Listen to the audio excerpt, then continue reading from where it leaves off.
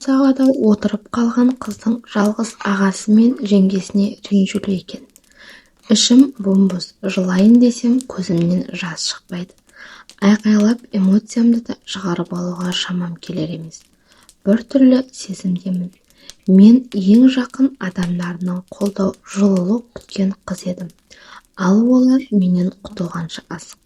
Бәрін бастан бастайын. Жасым 28-те 3 ағайындымыз. Алдымда ағам, сосын сіңлім бар. Мен бастауышта оқып жүргенде мамам қайтыс болған.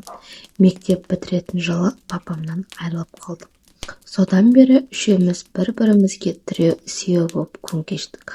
6 жыл бұрын ағам үйленді. Ол 2 жыл бұрын сіңлім күйеуге шықты. Қазір өзінің тәп-тәтті баласы бар. Қазір елдің өсегі мен болдым. Еріккеннің бәрі көрген жерде неғып жүрсің, қашан кетесің, жолыңды аштырып жіберсейші, байғұс-ау жігіт жоқ па деп бектейтін болды. Соның кесірінен қазір көшеге жоғудан қалдым. Оң босағада отырып қалғаны мені қатты күйзелтіп жатыр. Үйленем, сені сүйем деп нақты қадам жасайтындай жігіт те жоқ екен. Жігіт қайдан болсын, колледжді бітіргелі үйдемін. Мамандығым бойынша жұмыс істемедім. Дипломды алған жылы ағам үйленді, жеңгеге серік бола тұр деп отырғызып қойды. Біраз уақыттан кейін оның токсикозы басталып, үйдің бар шаруасы қайтадан өз мойныма артылды.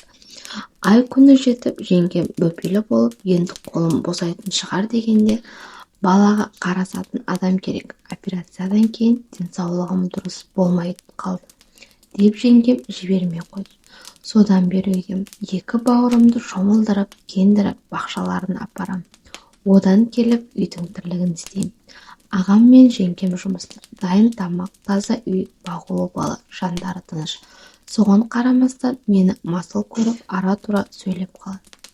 Бір жолы ағам ішіп келіп, сен қыз осылай жүре бересің ба, кетсей байға, не қылған адамсың, кімге тартқан, былжырақсың деп сөйлеп тастады.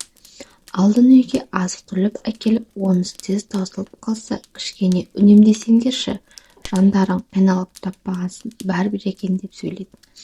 Кейде әңгіме арасында ақша табу үшін дейсің ба деп айтады. Мына соңғы сөзі жүрекке найзадай қадалды ғой. Сол жолы мамам мен папамды шынымен іздеп сағынып қатты жылады.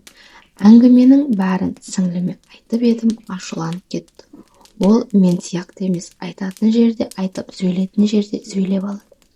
Бет жүзің бар демейді, бұл жолы да сөйтті.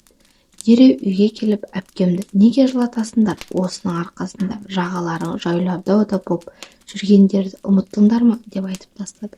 Қызды жылатсаңдар оңбайсыңдар, Құдайдан қорықсаңдаршы деп ескертіп кетті.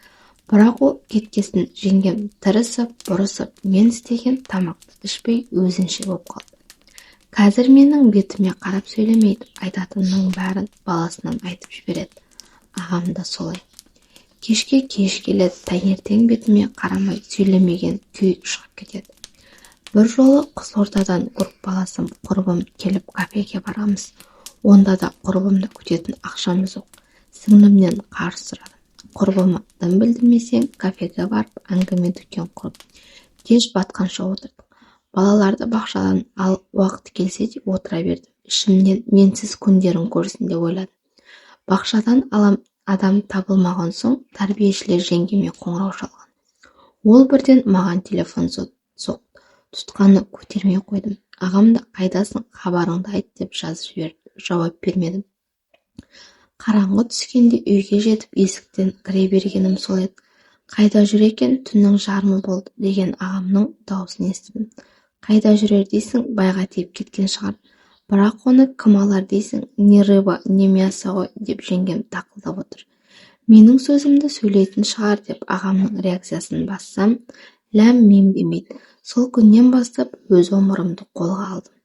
Балаларыңды өздерің алыңдар, мен жұмысқа тұрдым деп шорт естім. Қазір үйден жұмысқа баратын адам сияқты шығып кетіп бәрі. Бірақ әлі тапқам жоқ. Кешке жұмыстан келген адамдай кіріп барам. Өтірігім үшін ұяттан өртеніп барам. Бірақ баяғыдай жеңгемнің қолы болып жүре беруге көкірегім жіберер емес. Жұмыс тапсаң бөлек пәтерге шығатын шығарсың деп жеңгем шай үстінде бір әңгіме бастады. Бұйырса шығам, дедім намысқа тырысып, бірақ қайда барып күн көрерім белгісіз. Мына тозақтан шығатын жол бар ма? Жақсы жігіт кездессе, махаббатқа да басқа да қарамай тие салатын едім. Соңғы сағатта